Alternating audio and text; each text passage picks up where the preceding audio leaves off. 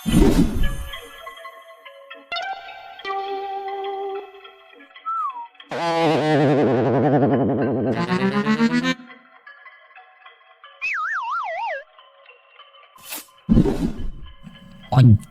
ទៅលើបាត់ទៅធ្លាក់មកវិញចំផ្ទះអញខ្ទេច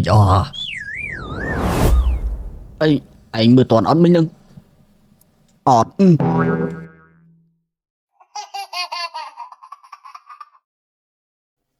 ល្បិចច្បាស់ជាល្បិចមិនខានទេវាមិនអាចទៅរួចទេ Oh no អាចជាល្បិចបំផន់ភ្នែកមិនមែនជាកម្លាំងពិតនោះទេមែនហើយវាច្បាស់ជាប្រើមន្តអាគមងឹតច្បាស់ជាមិនខានឬក៏ល្បិចកលបោកប្រាស់បំផន់ភ្នែកពួកយើងគួរឲ្យជឿទេអត់ជឿសោះហ្មងយើងមិនជឿទេបំខ្ញុំក៏មិនជឿដែរវាមិនពិតទេ What យើងក៏មិនជឿដែរមិនគួរជឿទេថាអមនុស្សទុរគមនេះវាមានកម្លាំងមហិមាបែបនេះនោះវាមិនអាចទៅរួចទេគឺវាលើសពីមនុស្សធម្មតាដែលអាចធ្វើទៅរួចមិនគួរជឿទេមិនជឿគឺមិនជឿជាដាច់ខាតប៉ុន្តែគេលើករួចហើយតើលោកម្ចាស់ហើយយើងយកភ្នែកមើលទេឬអីនោះឯងនិយាយថាឲ្យពីណាអាចជ្រាវគឺថាខ្ញុំថាឲ្យខ្លួនឯងនេះទៀនចាស់ភ្លេចយកភ្នែកមើលឯងនេះប្រយ័ត្នសម្ដីតិចទៅប៉ុន្តែឥឡូវគុណម្ចាស់គឺថាអត់មានដុំដៃសម្រាប់ការប្រកួតទៀតទេយើងគិតថាចូលការសាកល្បងទី2ទៅយ៉ាងមិនដែរគុណម្ចាស់ល្អយើងក៏គិតចឹងដែរ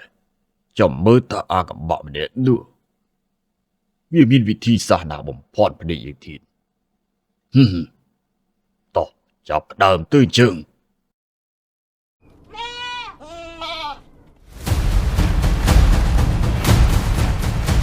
ការលបងលើកទី2គឺការបាញ់ធ្នូយករយៈចម្ងាយឆ្ងាយចាប់ដើមម្ដងនេះទុកឲ្យខ្ញុំមុនគេការបាញ់ធ្នូគឺជាជំនាញខ្ញុំស្រាប់ទៅហើយមានអីគួរពិបាកទេ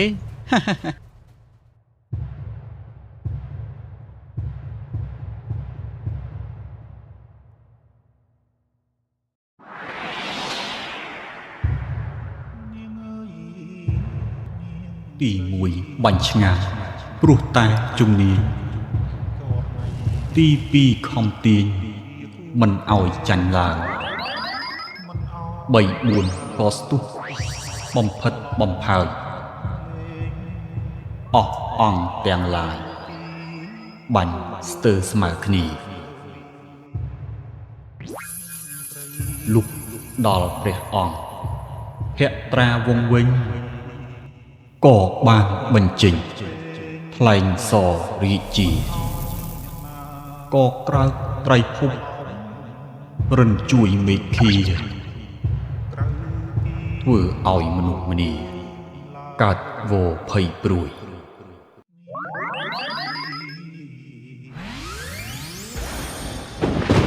ក្រោយឃើញរិទ្ធី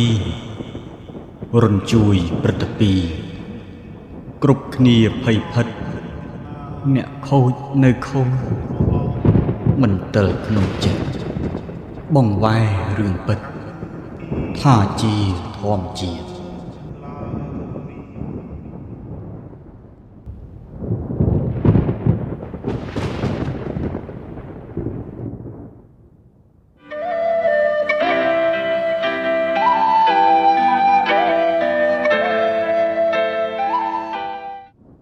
តាំងមានរឿងអីនឹងបងស្រីមិនក៏នៅសុកសុកបងមិនដឹងទេឯងមើលចុះមុនមេះមេស្រឡះសោះតែមួយរំពេចក៏ទៅជាងងឹតបែបនេះឬមួយគេជាអ្នកមានបុណ្យ